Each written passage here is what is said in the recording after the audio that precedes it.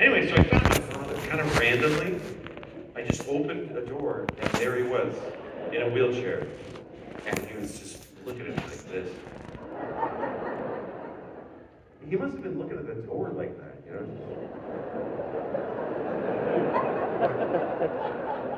And as soon as I saw him, I was like, fuck, this is horrible. This is horrible. I don't want to be looking at him. Why did I fucking pay all this money? I'm looking at him. But here's the great news. He didn't know who I was. He had no fucking idea. I was so relieved. I was so relieved. I was like, hello. He goes, who are you? I said, don't worry about it.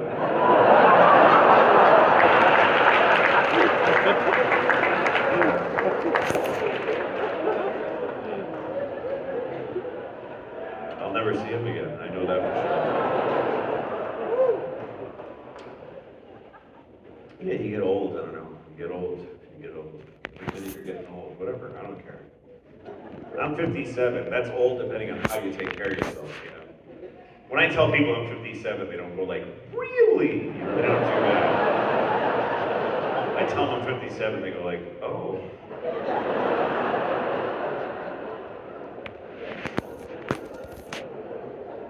I don't mind aging. Some people try to get surgery and stuff. That's stupid. You gotta be what you know. I don't want to skip this part of my life. I want to really live it, you know. Some people get work done. I would never do that, you know. I was thinking of getting circumcised again. I am. I'm thinking about doing it again. Because it's starting to drape a little, you know.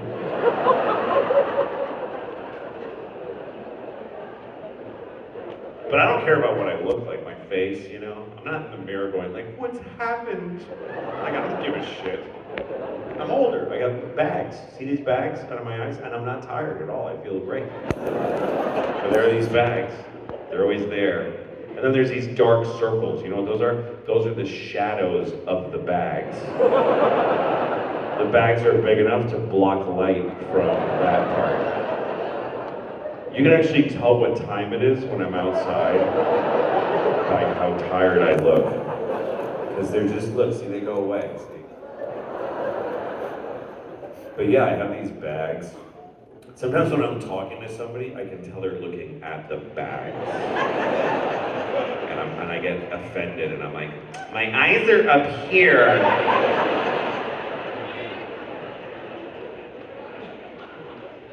Some guys have it a lot worse, though.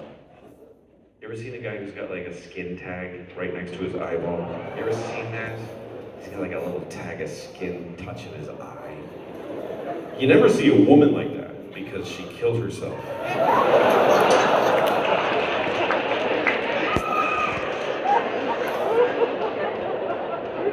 But sometimes you see a guy with a tag of skin next to his eyeball, and he's like talking, and you're like, no, you can't. You can't just talk with that on your face. You can either go, look at that, or just go to your room.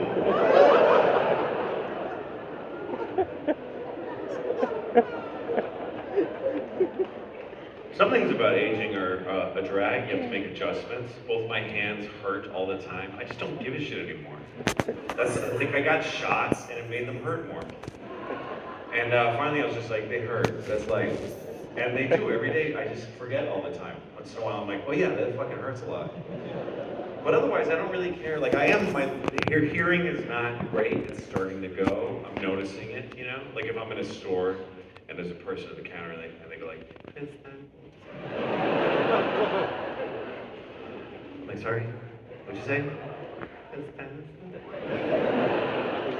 Can you do it again? Because I still didn't hear you. Like, can you make an adjustment, please? Like, don't just repeat the same volume and pitch each time. I'm giving you another shot, not myself. I'm not gonna get younger each time you say it. You need to get louder. But it's not her fault. I'm fucking going deaf. I'm very gradually, I think. That's better, I guess, than all at once. That would be a bummer, walking around one day and you're like, oh, I'm deaf. Oh, go get a coffee, who cares? I mean, who cares? I don't know. It'll be fine. I live the same life. My friends talking to me, be the same thing. I think it would be like 3 months before I'd have to say to somebody, I haven't heard anything for a long time. It'd be better to go deaf all at once than blind all at once. That would be much worse. Walking down the street and suddenly, oh, I'm 100% blind. What do you do? I couldn't even move. Just stand there. Hello? No one would help you. If you saw a guy like me standing on the sidewalk going, hello? Is anybody there?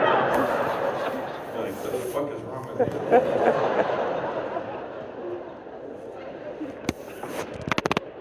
But I was thinking about my age because, like I was talking to this kid. I know this kid who's 11, and I know his parents too. I don't just know him.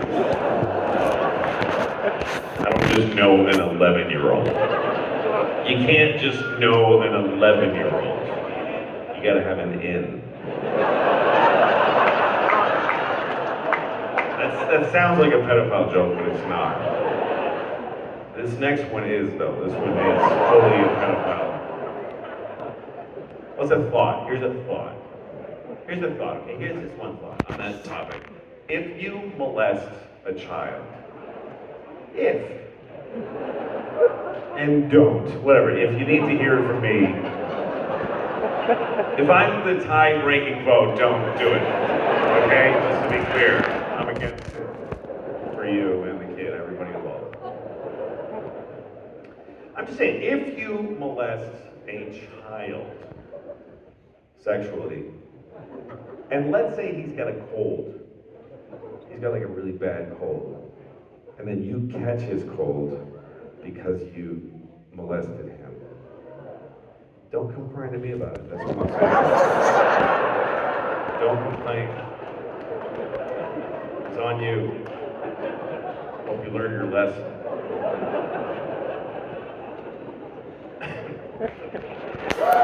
Anyway, so I was talking to this kid. He's 11 years old. He's my friend's son, and we were having a conversation. And at one point, he asked me, "How old are you?" I said, "I'm 57." And he goes, "How old is that?" I thought that's actually an intelligent question. What 50? That's just a number. He's like, "How old are you?"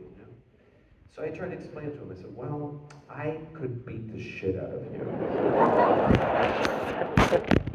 But I would get hurt too." That's about where 57 is. I could kick the shit out of an 11-year-old, but it would suck for me. So I started thinking about how old I am. And I have some jokes about how old I am, and I'm going to share them with you, but I need your help. The way it's going to work is, before every joke, I'm going to start every joke by saying, "I am so old," and then you're going to say, "What?" That's it. How old are you? You all say that together, and then I'll hit you with the zinger. It's going to be great. All right, I got 3 of these. Okay, here we go. I am so old. I'm so old that my mother's dead. And my sisters depend on me more now. I am so old. I'm so old that my friends and I are drifting apart. And all my fat friends are dead.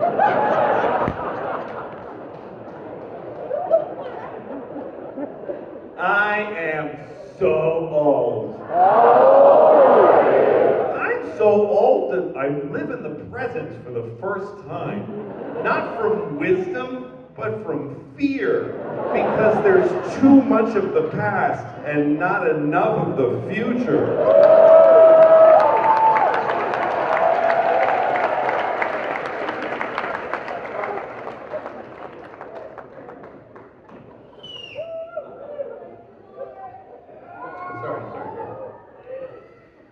Yeah, it's good to live in the present. It's good to live in the present.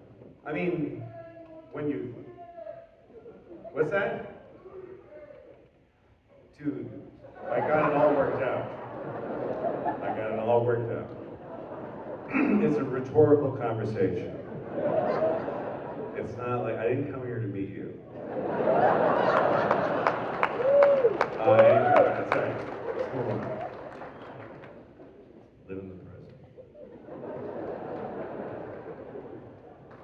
The present moment. And look, it's good to live in the present when you feel like it. You don't have to always do it. All these things that people tell you about how to live, do them when you feel like it. Some people really get into that shit. You should just always be in the present. I read a book by Thomas, and I heard that it's very important to live in the present moment.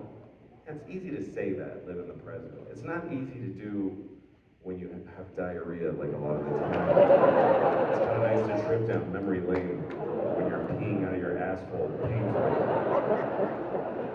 You really don't want to just sit there going, this is it, I'm having diarrhea. That is what this moment is.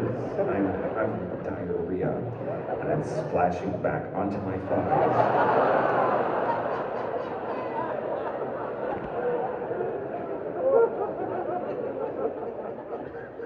You shouldn't tell people how to live their lives. People do what they do. They're doing their best. Everybody's just trying their best, you know. Some people got all these rules. I got this friend, he always says this. He's always like, you gotta prepare for the worst. That's how to manage your life. Always prepare for the worst. That's a weird way to live. First you have to decide what's the worst. Yeah, that's bad. But what's the fucking worst? You gotta prepare for it. It's probably different for everybody. For me, the worst, besides one of my daughters dying and having to tell the other one that she's dead.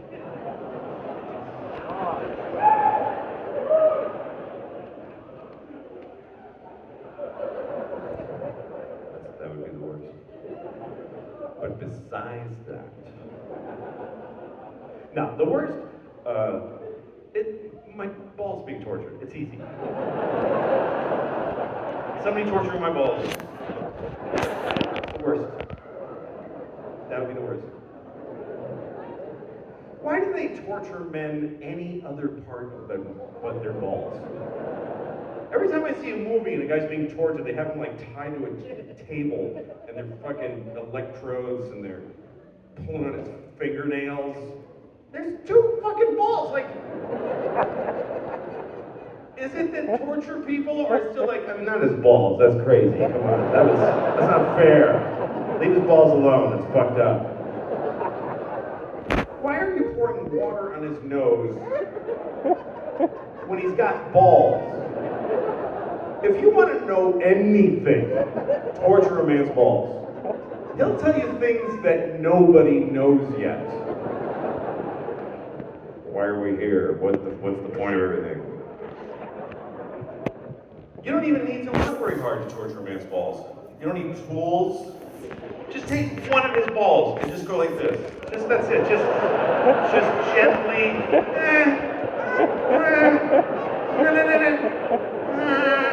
I'll sink a whole ship full of my countrymen. I don't give a fuck. Please don't do that.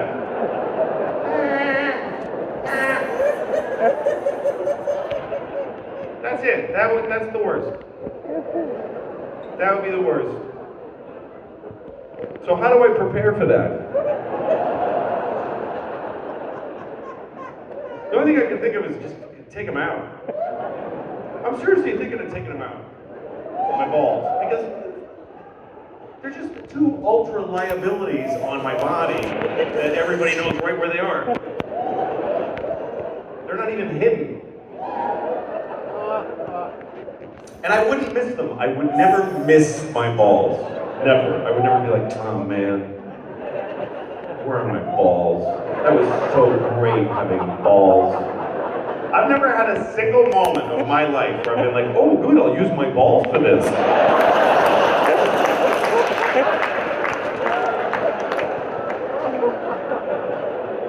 I've never been grateful. They don't do anything. They just hang there and stink. That's all they do is fucking collect smell. And they bother my dick all day. My dick is like, fucking guys, fucking back up! Jesus Christ!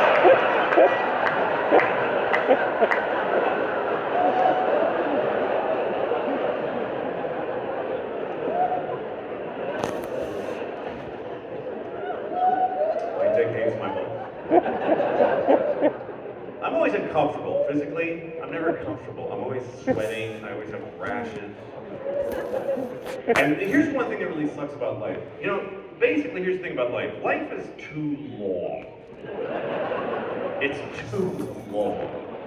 Because first, like, you come into life and you're confused and you have to grapple and you learn. You finally learn the world and then it changes completely.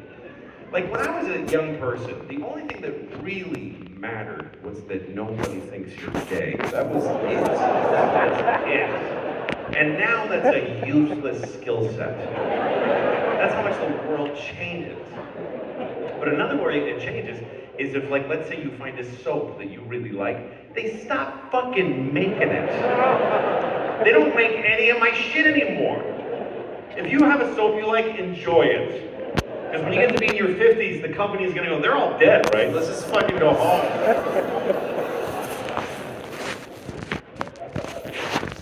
I finally found a soap I like, but it's one lady that makes it. She's at the farmer's market in New York, and I go every Saturday and I buy her soap. It's bespoke. It's handmade, and it's all natural because I have sensitive skin. And for some reason, her soap, it comes in a cube. It's a cube of soap, and it's wrapped in brown paper with twine. You understand, right? And I go to her every Saturday, and it's not easy buying her soap. It's not simple. I try to just kind of, hi, I'm just gonna get a soap. And she's like, can I tell you a little bit about our story? I'm like, yes, I'm ready to buy it. I'm excited to buy it. I don't have to. I'll pay you $1,000 to not tell me. I swear I'll pay you $1,000 if you don't tell me the story. But she has to tell it. That's why she's there. She's like, so we source the oils naturally in a small village in Peru where the women there extract the oils. If they want to, they don't have to. They never have to. They never have to. And if they do, we ask for one of the oil per year. One drop. And I'm like, listen, I need to wash my asshole right now. I'm sorry. I have to wash it. It burns. It burns. It was itching this morning, but it's burning now. I gotta wash it with your soap. It has to be your soap. Because it's a cube and it has that edge and I can get it there. And it's so fucking good. Because it opens me up because it's like a right angle. And then I it's straight. It's so good. It's so fucking Peru. It feels so fucking good. And I'm here every week because I wear it out. It gets all around. And I got a pile of them next to my tub. I got it. Please. I'll buy the fucking company. Just give me the soap.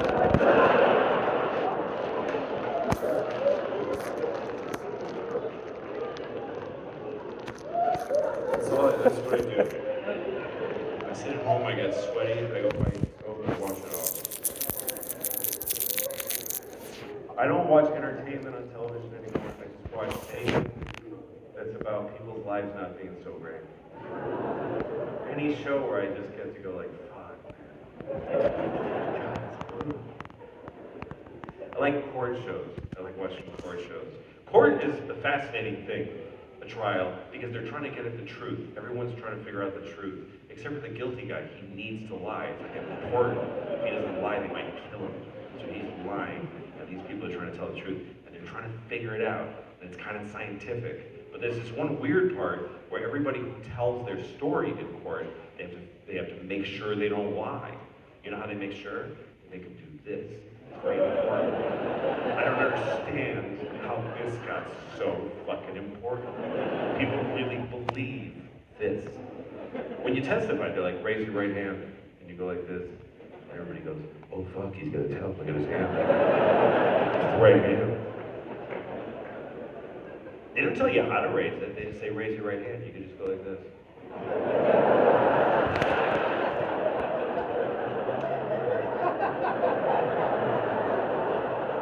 Go ahead, what do you want to know?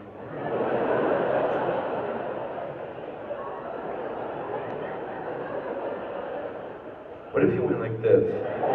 I'm raising it. I'm going to tell so many true things. Oh my God, I'm going to get really honest. And then they make you take an oath. You don't have to say the oath. They say it, and then you just go, I mean, yes, what the fuck am I going to say? You can't say no. What's the point of forcing people to take an oath where they cannot say no? How does that have any credibility? You have to say yes. No one ever gets to go like, oh no, I'm not doing that. I don't want to do that. And then the judge is like, okay, so this one's going to lie. Does everybody understand? This one is a liar. Go right ahead, sir. And the oath is weird, because here's how it starts. The oath starts like this. Do you swear? What are we, in the girls' locker room in the high school? Do you swear? Seriously. They should say seriously. Seriously. Do you fucking swear right now? If you have to swear. It's kind of a bitchy oath. It is. It's got 3 parts. They go, do you swear to tell the truth? Which, we're done right there. That's all you really need. But there's 2 more. They go, the whole truth. But then, what about this part? And nothing but the truth. Why do you have to swear to that? Do you swear not to just keep it tight up there? Like, don't bet. They don't want you to be like, I saw him and he had a gun. And also, I'm just tired today. I don't know what happened. I had my coffee. I never did jury duty. Never did it. You know how I get out of it? I throw the thing away that they sent. Yeah, I throw it in the garbage. Sometimes it's red print. I'm like, whoa, that one's got to really go in there. What are they going to do, arrest me? Get a jury for that? That jury will be on my side.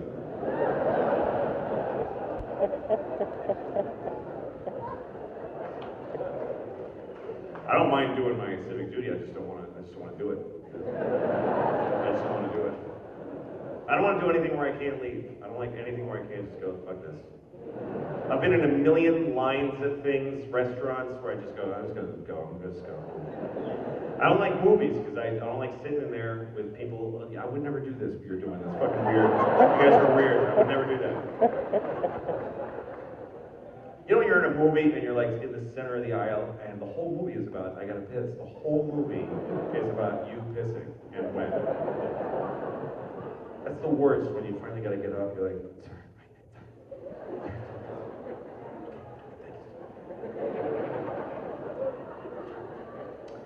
Each person, yeah, that.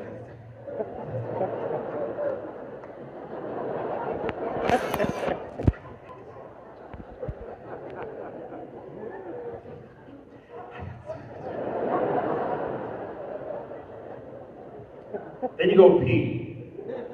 A few minutes later, you come back.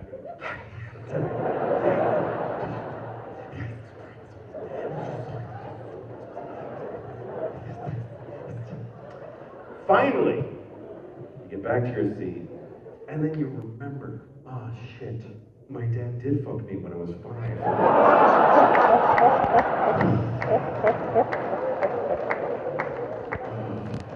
God, it just came back. I gotta get out again. Oh, my dad fucked me when I was 5. Thank you so much. I have to get some help right now.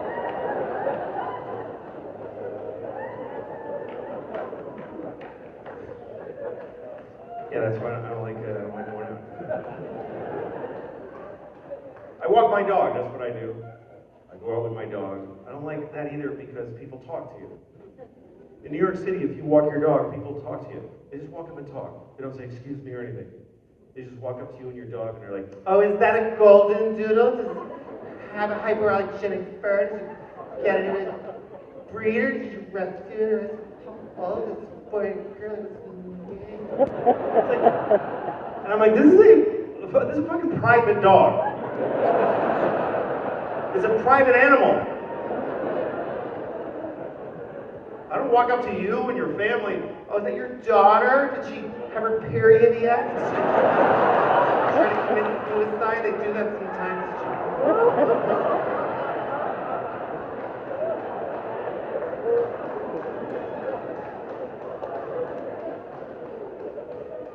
I don't agree with this thing of talking to people you don't know. I don't agree with it. I think it's aggressive friendliness.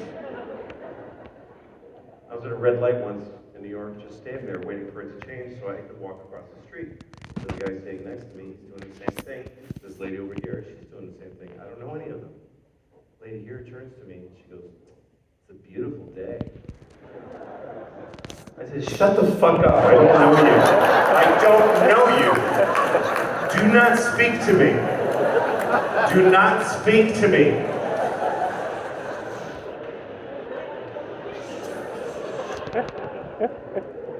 Also, it wasn't a beautiful day, so shut up. People just say that. They just fucking say it. They don't look and go like, huh. They just go, because the sun is out. So what? It's fucking science. It's every trillion fucking days. When you go to your house and turn the lights on, you go like, whoa, look at that now. That's nice. I don't really, honestly, I don't love a sunny day. I'm too old. I've seen a trillion of them. I don't give a fuck anymore. I'm not impressed by a sunny day. I like a dark shit day. I like a fucking day with some drama. I like when you open the door and you're like, oh fuck, this is, I don't know. I like that. I like when you go out at noon and it looks like it's 7:30 p.m. I like cold, I like rain, I like cold rain. I love freezing rain. It's my favorite thing, is freezing rain. Does it suck for everybody how much that person is clapping? Is that I just noticed it. Dude, just be more part of the group. Be more gentle. I love you, but just cool it. Less clapping. And it's enthusiasm, and it's beautiful. But just generalize a little bit. Just be with.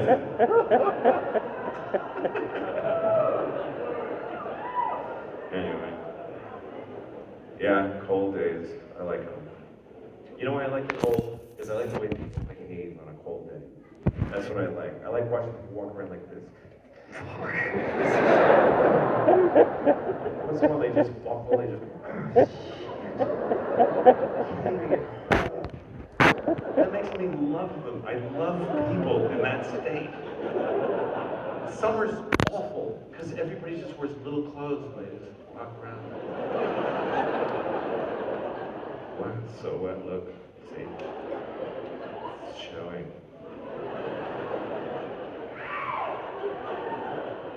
It's so vain, you know.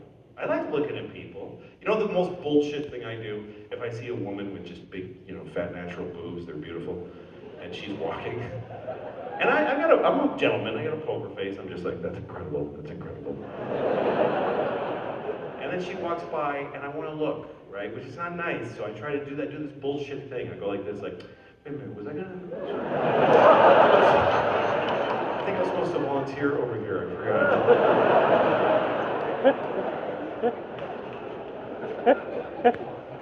Some people wear little clothes that, like there's a woman in my building who's about 80, I don't know, or just gross, I don't know how long it took, but she's a skeleton. And in the summer, she wears little tiny shorts, very tight shorts.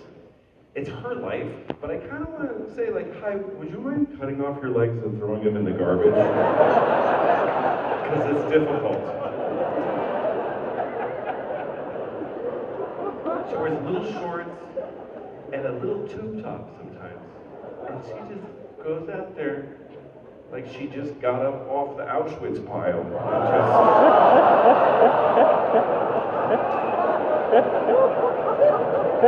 I feel fine.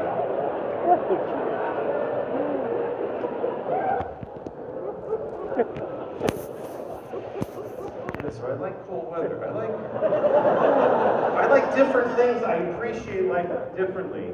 Because all the good things in life, they wear out on you. You know, you grow up loving a certain kind of music, and then you hear it a trillion times, you don't give a fuck about it anymore. And the new music, you're like, yeah, I don't know, it's fine.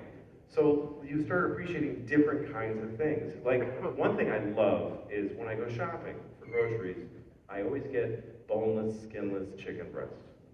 Because I like the name, too. Because it sounds like a cut down, you know? You boneless, skinless, useless, lazy chicken breast. Somebody got fed up with it. Fucking boneless, skinless. You know, that's what it sounds like. But that's not what I love about it. What I love about it, it's a very specific thing about the experience of boneless, skinless chicken breast. You get it home, you put it in the fridge, then later you go to cook with it, right? You take it out of the fridge. It's sitting like on a tray of plastic or styrofoam sometimes. You take off the wrapper, and when you pick up the chicken, there's that pad there. Do you know what I'm talking about? It's like a maxi pad, but it's got this soaked in raw chicken water. I don't even know what to say about it. I fucking love this thing. I don't know why. Because it's just, I always forget I'm gonna see it every time. I'm like, oh fuck, that's right. What is that? Like it's just, it wakes me up. It's like proof that I'm really alive somehow.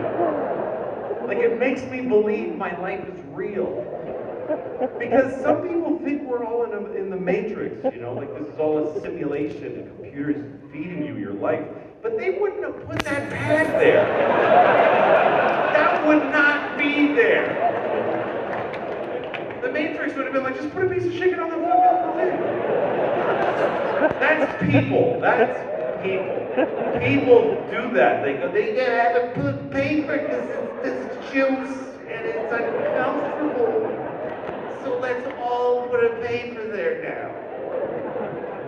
They didn't used to have this. It showed up in like 2011 or something.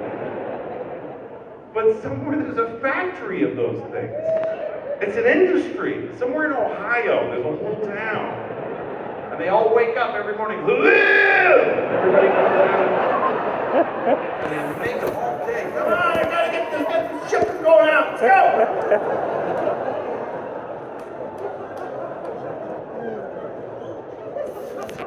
There's a billionaire somewhere making a fortune on those chicken tampons, I tell you. He's on a yacht. I love that.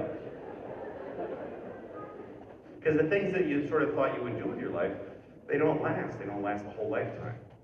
You ask some people, what do you want to do with your life? They say, well, I want to have a family. Okay, well, what are you going to do after? Because your kids are going to grow up and fucking leave.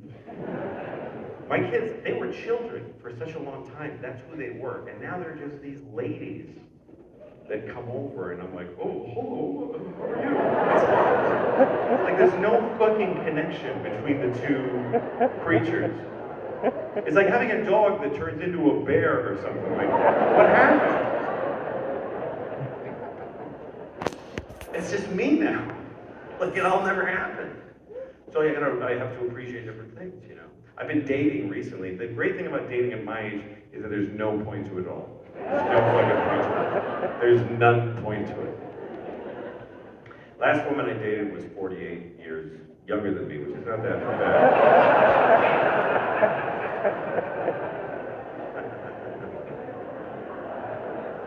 No, I date women my age. My girlfriend's 57 now. I always date women my age. I don't want to. I do not, obviously, I don't want to fucking date a 57-year-old. But I do. Because it just makes sense.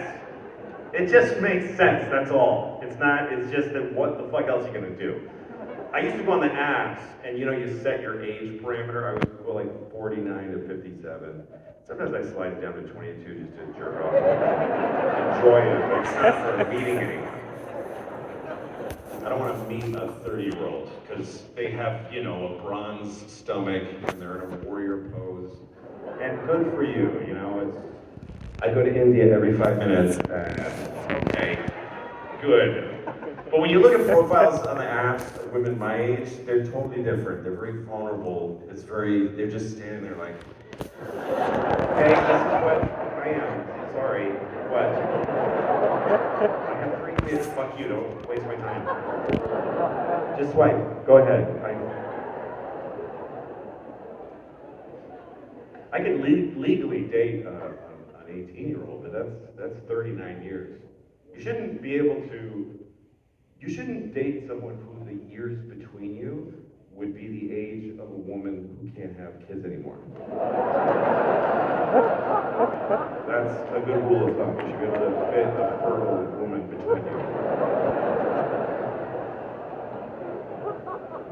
Some guys, they try to get as young as they can, you know. I have this friend, he's like, if I could be 21 now with what I know. Like, yeah, you'd be a creepy 21-year-old. Like, stop.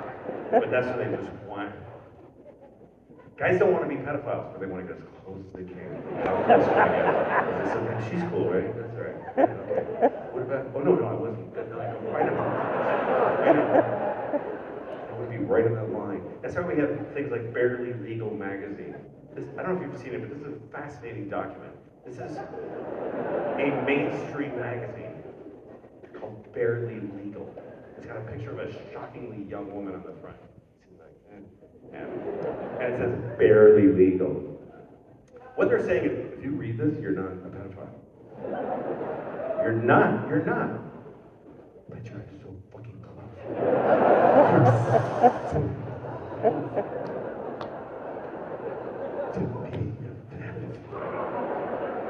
But you're not. That's the magic.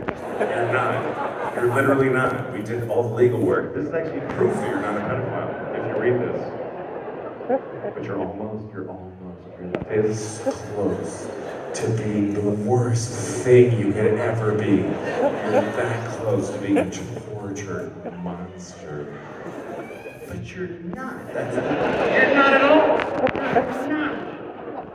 Today's her birthday. That's how close you are.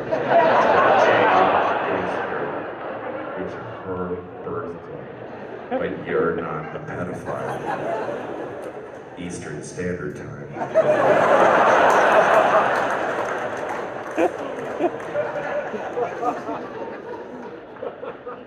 But I think it's good to do the things that are natural to your age in life, you know? I have friends that are having kids pretty old. Like I have a friend who's 40, and his wife is 42, and they just had a baby who will be an orphan when he's 12. So that's just his lot in life. Because they wanted a baby. They worked so hard to have that baby, you know, like had to go to a lot of different doctors because they shouldn't have done it. And it costs a lot too. They had to get an egg from out. Because hers are all scrambled up, you know. She's 42, she's got rotten eggs. They bought an egg. It was really expensive. It was $20,000.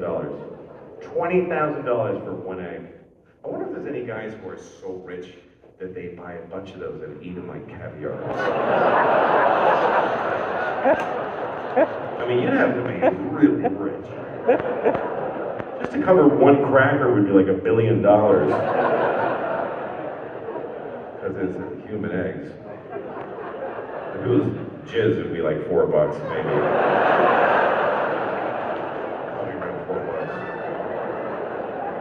Today. Well, when I was a kid, it was 50 cents. It was, for a cracker with jizz, there was one guy, you could get it, 50 cents. It wasn't even that, it was okay. I mean, like the cracker was stale. The jizz was respectable, it was okay. He would give you just the jizz for 20 cents. But then, you know, what are you doing?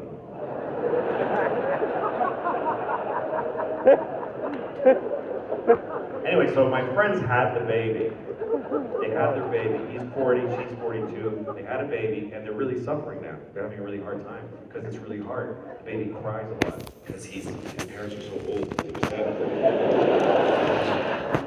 And they're suffering. They're struggling. They call me to complain. My friend goes, "We can't sleep past 4 in the morning." And I was like, "Yeah, that's what having a fucking baby is. You fucking idiot." And also, you're gonna miss it. That's the worst part. You're gonna miss this. That's how dumb he is. He doesn't get that. I had a crying baby. It was difficult. I fucking miss it. The times in life where you're struggling, later you're gonna go, that was good, because it brought out the best in me. It's the most important thing I ever did. But while you're doing it, you fucking hate it. That's what life is like. Life teaches you how you should have lived it. It's really the best you can do. You get to the end of your life, and you're like, oh, that would have been good to know some of that.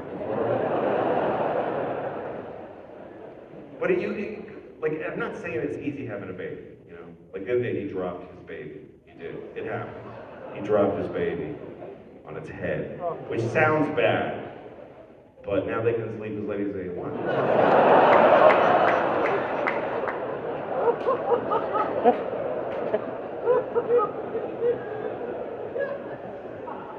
I'm just saying appreciate your life, that's all I'm saying. Appreciate your life.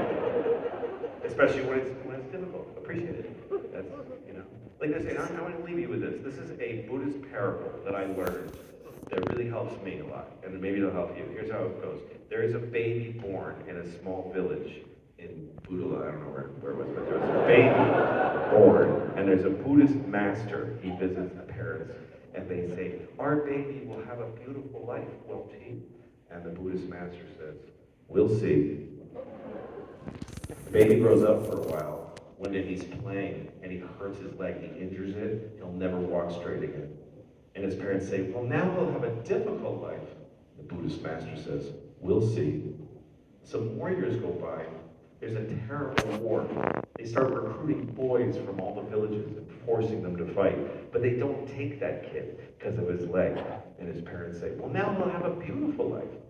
And the Buddhist master says, "We'll see." And then one night, the kid's father gets drunk and he burns the house down. And he kills the kid and he cuts his head off and he throws him in the river.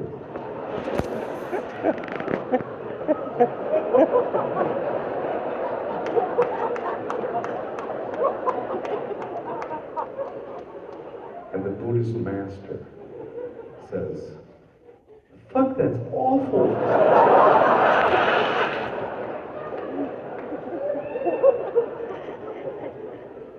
The point of this story is that Buddhism is limited. Anyway, thanks a lot. I hope you guys enjoyed this.